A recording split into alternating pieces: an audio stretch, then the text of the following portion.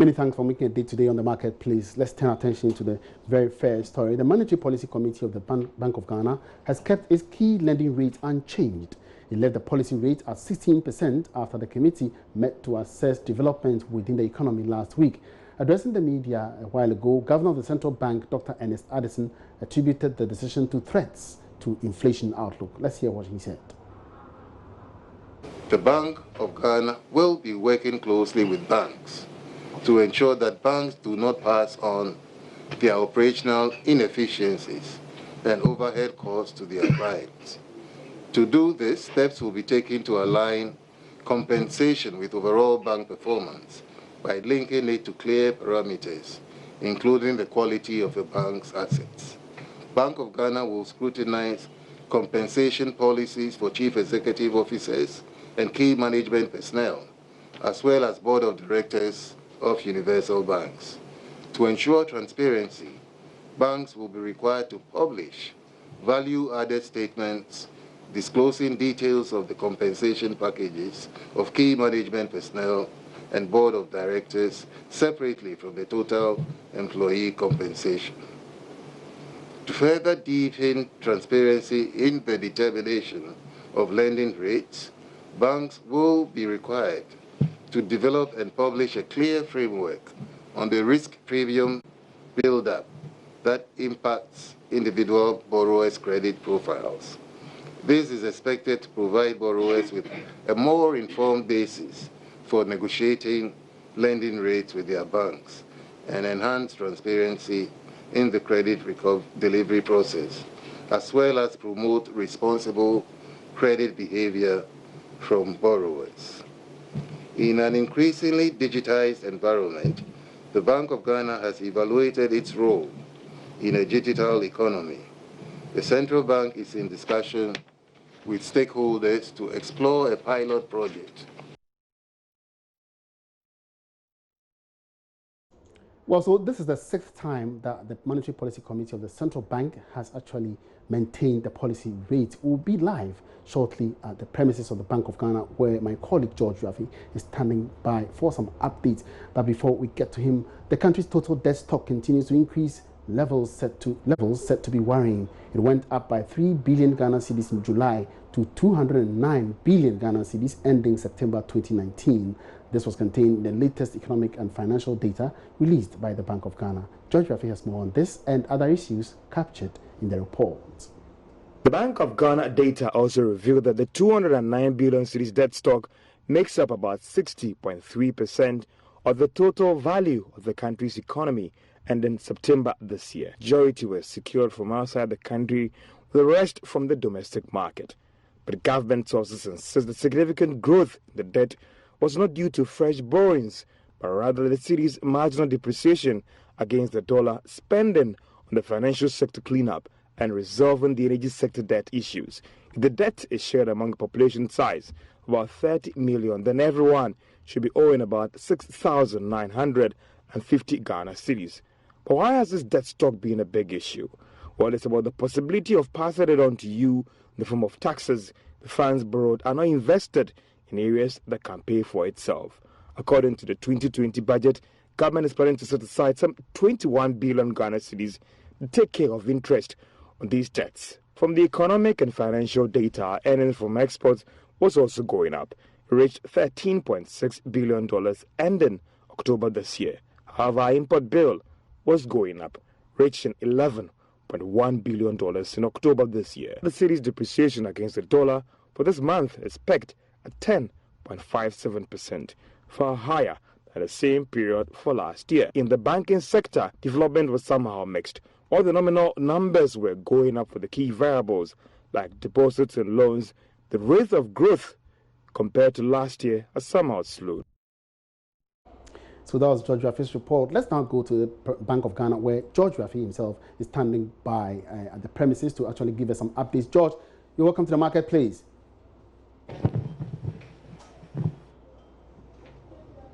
Very much, Yafe. All right, so and if it's the first question about the rationale for actually holding the rate,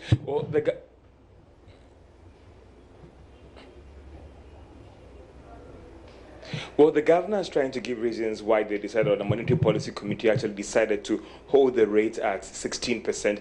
It looks like there are some, in terms of the outlook, there is some threat to inflation as well as economic growth. And therefore, they still want to study the trend before they actually review the rate that we lend to commercial bank, which is also particularly, more importantly, is used to actually check inflation rate in the economy. So these were some of the reasons that Governor of the Bank of Ghana outlined a few minutes ago when they ended the Monetary Policy Committee press conference, explaining why they have to hold the rate at 16%. Yafe. What would this mean to, industry?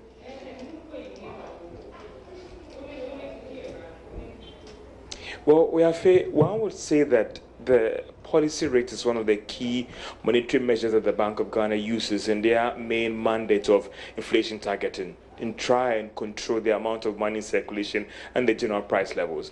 But you want to look at the immediate impact of this. It has to do with the cost of credit, because that cost at which they lend to commercial banks often would then impact on the cost of credit in the country as a whole.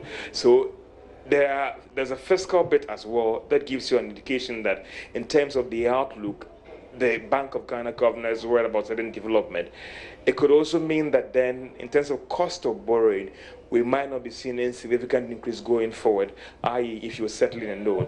But one could also talk about some critical policy measures that the governor also announced a few minutes ago in terms of going forward to improve lending to small businesses. One can talk about the working with the bank to set aside 2% of their primary reserves that the Bank of Ghana holds in terms of being targeted to small businesses in the country. It looks like they have come very far in terms of reaching an agreement on this. Also, you can talk about total compensation to banks in the country. The governor believes that if a bank has very high NPLs, if a bank has issues with the numbers, it might not be prudent for that bank to go ahead paying these high monies to key management staff, board and management. And it looks like they are working to come out with some guidelines in terms of compensation for certain key management of these commercial banks, the board, as well as management. There's also talk about working with the commercial banks to have some, what they call this, electronic money backed by the Ghana city.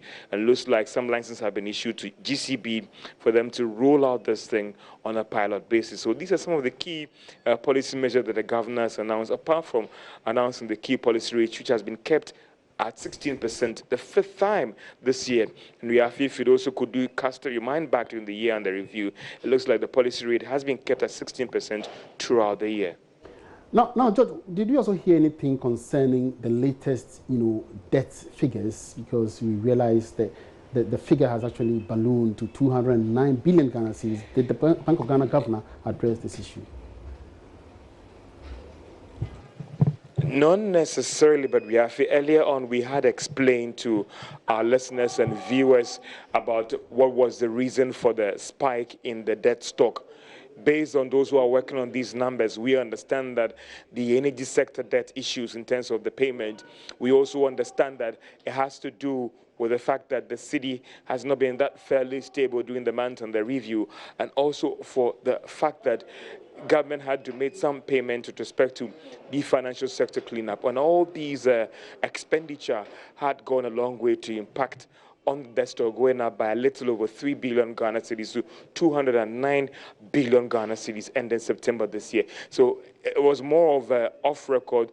It corroborates what we actually put out earlier this morning as to the reason or the rationale behind the spike in the debt stock. All right, many thanks for that update, George. We are reaching us live from the premises of the Central Bank, where the Monetary Policy Committee of the Bank of Ghana has actually maintained the policy rate at 16%. We'll be getting the views of other stakeholders within this space to actually tell us what exactly it impacts or it implies on the economy.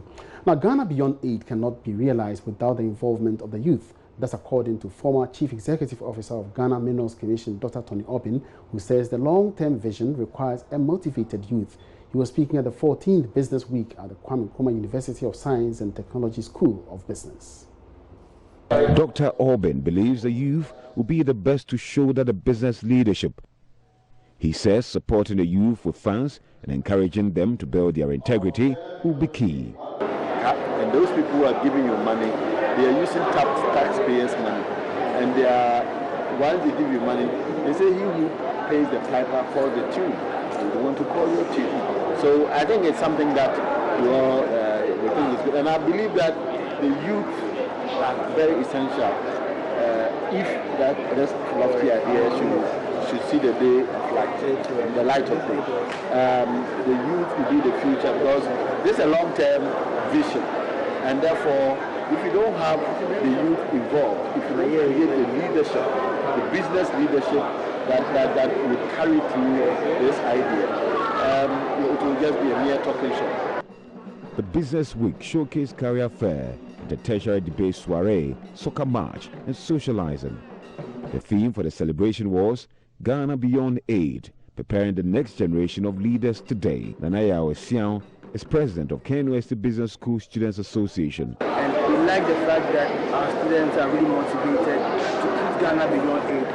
I'm of the view that let's not politicize Ghana Beyond Aid to be a partisan thing, but let's look at the general view of it, and then we as youth putting Ghana to the core. Reporting for JoyNews, Kwesi.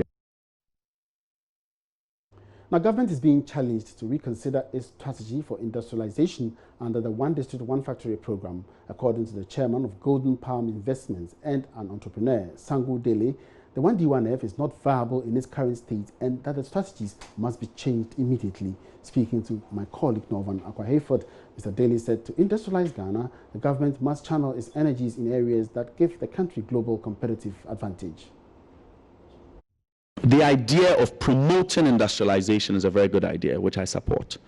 I'm not sure if you look at examples across the world, I'm not sure it necessarily makes sense to conflate a populist appeal to say let's have a factory everywhere with the realities of what a sound economic strategy looks like. So you think that this One District, One Factory is not good? I think that it makes more sense for us to assess what is our competitive strengths, right? There are certain areas that would be best suited for industrialization. We need to capitalize on those areas, right? We need to build scale there, and then as a nation we'll benefit from that. I'll give you a clear example in the US. Take Silicon Valley. They didn't say one tech startup in every city in America. It won't work, because if you actually understand what it takes to build that sort of ecosystem to thrive, you needed that unique you needed to converge academia, the institutions, right, the research institutions, with the funding ecosystem, right, the venture funding ecosystem that you had over there, with and all of that was concentrated in Silicon Valley, which allowed it continues to be the dominant force for innovation and entrepreneurialism globally.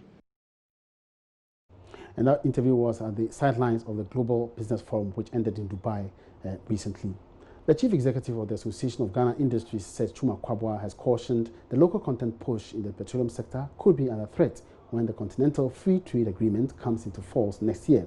His caution comes as the Ministry of Finance has directed the Petroleum Commission to evaluate opportunities and risks of the free trade area on the upstream petroleum sector. Speaking to Joy Business at the just-ended local content conference and exhibition in Takoradi, Mr. Kwabwa explained what is at stake if Ghana is not well positioned. We just mentioned that local content is key to improve our revenue generation and to improve the entire impact of the upstream sector operations on the economy. And one way to improve it is not just the revenue you get, it is also the ancillary businesses. That part of the ancillary businesses is also the production of the various products that are demanded or needed by the oil and gas industry.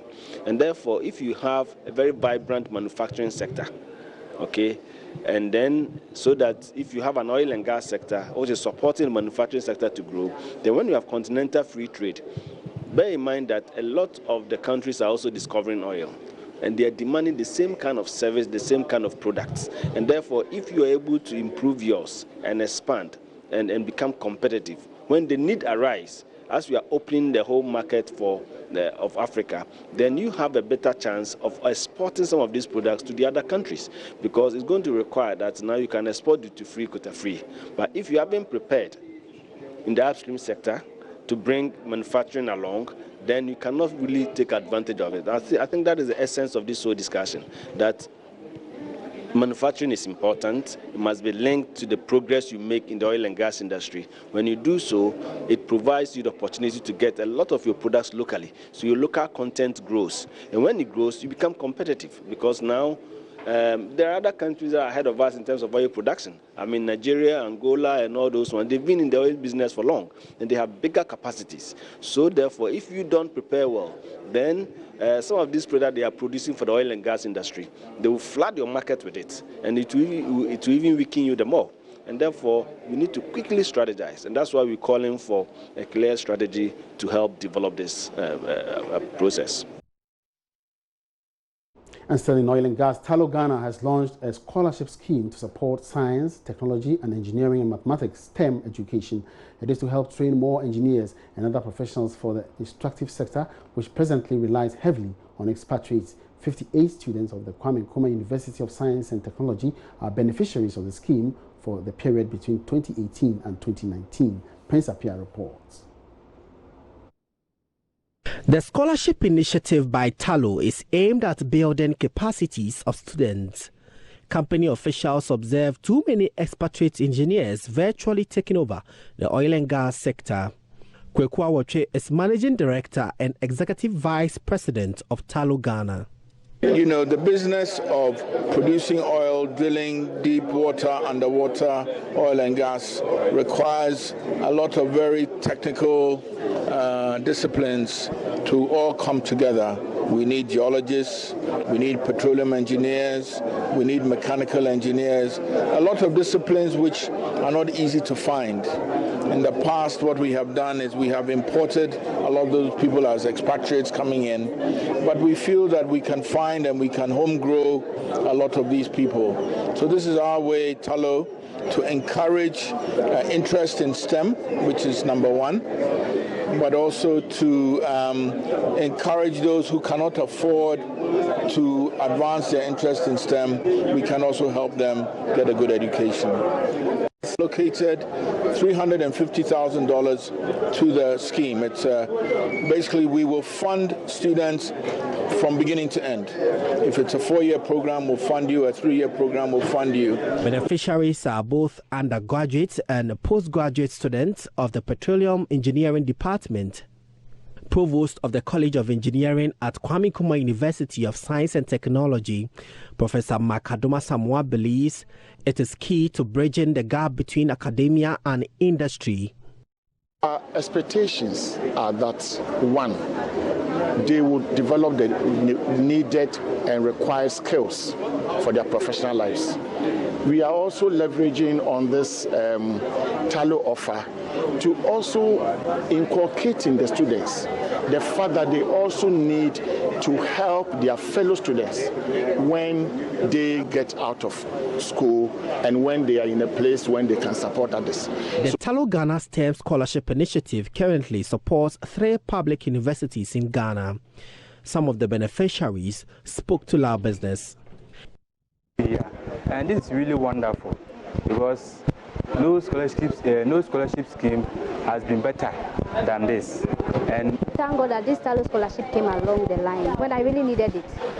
And I must say that it has really helped me. I have the peace of mind. I'm doing my project now. It is projected that 135 students will be supported by the company by the end of the 2020 academic year.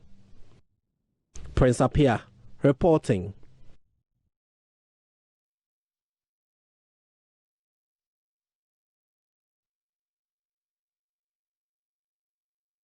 Now, Cocoa Board says it is focusing on reducing cash transactions in the cocoa industry to protect farmers and purchasing clerks from attacks by criminals. Carrying bulk cash has often opened up such people to risks of being targets of criminals. Officials say the initiative is part of benefits from a $500 million facility for improvement of the cocoa sector. Nanaya Ojima has more in this report. Tepa District Manager for Kuyapa Cocoa, Robert Akwe Ajekum, was shot and killed by armed robbers in line of duty late last month. Before the tragic incident, he had been robbed last year of 237,000 Ghana cedis meant for farmers. Managing Director of the buying company, Samuel Edimado, says the occurrence has affected staff morale in various stations. Of course, life is so precious. So if you hear that your colleague has lost his life through such a situation, you'll be scared. And therefore, everybody is scared. Even our partners are scared. A component of $10 million for farmer database will go into solving the challenge, among others. Cocoa Board Deputy Director, Operations, Emmanuel Opoku, explains anticipated impact of the $500 million loan facility on the cocoa sector. When it is fully deployed, all cocoa sales will be entered into an electronic platform. The farmer gets paid electronic payments so that he doesn't have to carry cash anywhere. All he does is just like the mobile system, the mobile money system, where if you need money, you just take what you want. You can even transfer from your account to pay for any service you want. So you don't need to carry cash. It is going to help the Bank of Ghana to minimize the printing of species, which is normally in high demand at this period of the season when LBCs need cash to pay for cocoa purchases in the countryside.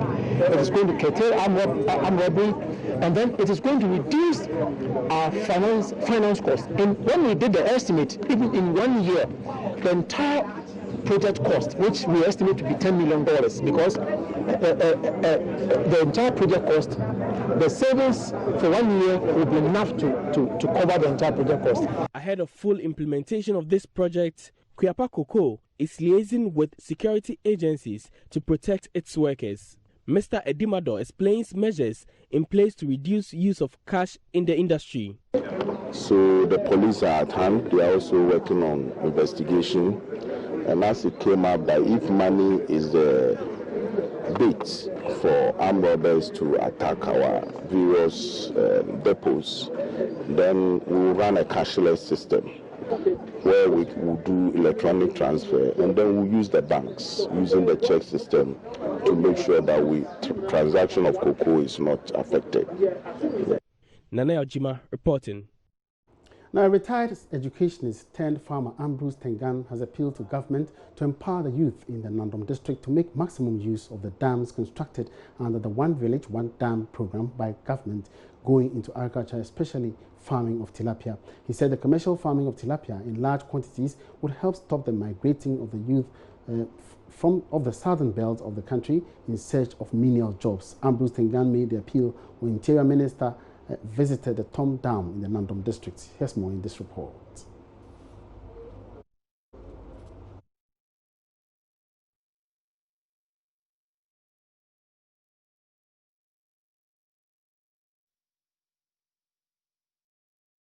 Contracts were awarded last year for the construction of 10 dams under the One Village, One Dam program in the Nandom district of the Upper West region.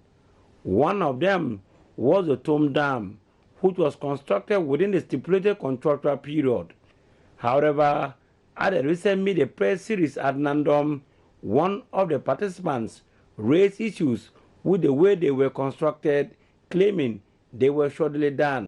Once these dams are constructed, how are we maintaining them? Because the fact is that we've thought around and realized that most of them that have been constructed actually have been washed away by the rain that we just had over the last time. If we go to Tom Zenda now, that particular dam is gone. That statement did not go down well with the Interior Minister, Ambrose Derry, thereby triggering a quick visit by the minister and his entourage to the Tom Dam to see for themselves the true state of the dam. This whole business of One Village, One Dam is a fluke. And that what we have are ponds. They don't qualify as dams. Look at the volume of water that's captured. Look at it. And when the water was higher, it was spilling down there. And people were picking fish here like stone. Retired educationist turned farmer Ambrose Tengan poo-pooed suggestions from critics that the dams are poorly constructed. We start at a point and then develop. Are you getting it? So if it's not your turn, then don't expect it at that time. So And on that note, we draw the curtains down on this afternoon's edition of The Marketplace with me, Emmanuel Abuachi. We have many thanks for your company. Have a good afternoon.